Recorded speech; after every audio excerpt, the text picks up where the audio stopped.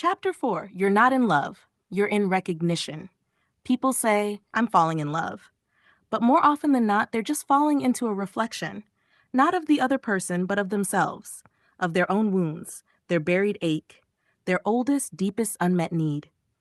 And it doesn't feel confusing. It feels magnetic. That's the trick. When the wound is mirrored back just right, it doesn't feel like pain. It feels like home. It feels like fire, aliveness, gravity. The body lights up and says, there, that's it. That's what I've been missing. But it's not wholeness you're recognizing. It's familiarity, pattern, the echo of something unfinished.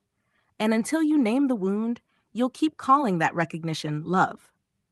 Most people don't fall for another human being. They fall for the part of themselves that was never seen, never held, never loved the way it needed. And when someone comes along with just the right shape to reflect that back, they mistake the mirror for the source. It's not disowned. It's not repressed in some Freudian sense. It's just unresolved. A need that never got met, a part that never got witnessed. And the nervous system has a memory longer than logic. So when someone carries the same flavor of distance, volatility, or sweetness laced with rejection, you recognize it. You light up. Not because they're safe, because they fit. That's why the most dangerous attraction isn't about beauty or personality. It's about familiar tension. That specific push and pull, that hot-cold edge that makes you ache just right, the kind you grew up around, the kind you learned to chase. And because you never named it, you never questioned it. You assumed the pull must be real, must be God, must be fate, must be love. But here's the truth. You're not in love. You're in recognition. You're not being drawn toward a future. You're being pulled back into a loop. And you'll stay in it until you learn to recognize peace not as boredom, but as love. Until you stop mistaking volatility for depth. Until your nervous system stops confusing anxiety with attraction. This is where many people get stuck. They feel the fire, they feel the magnetism, and they assume it means something sacred. But fire isn't a sign of destiny. It's a sign of friction. And if that friction comes from unhealed places, no amount of poetry will redeem it.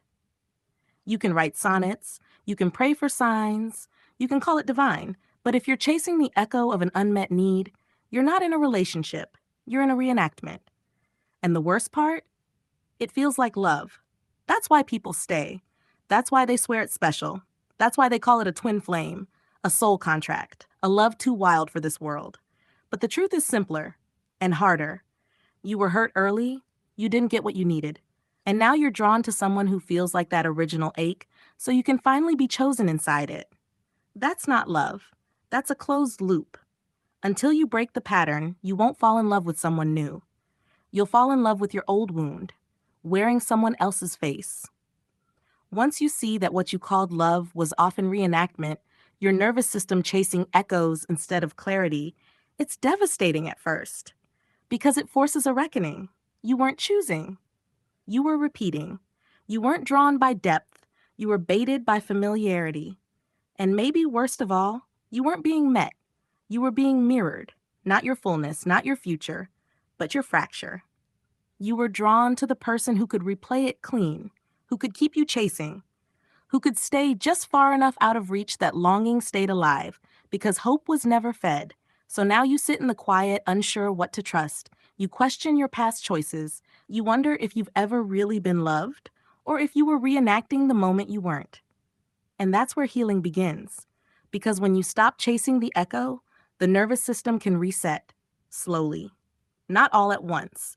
The charge fades, the pattern loosens, and something else becomes possible. You begin to recognize peace not as emptiness, but as promise. You stop worshiping the spike. You stop needing chaos to feel alive. You stop craving those who trigger you. And start feeling drawn to those who see you.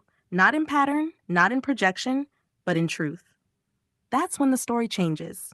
There may still be fire, but it won't come from chaos. It will come from resonance.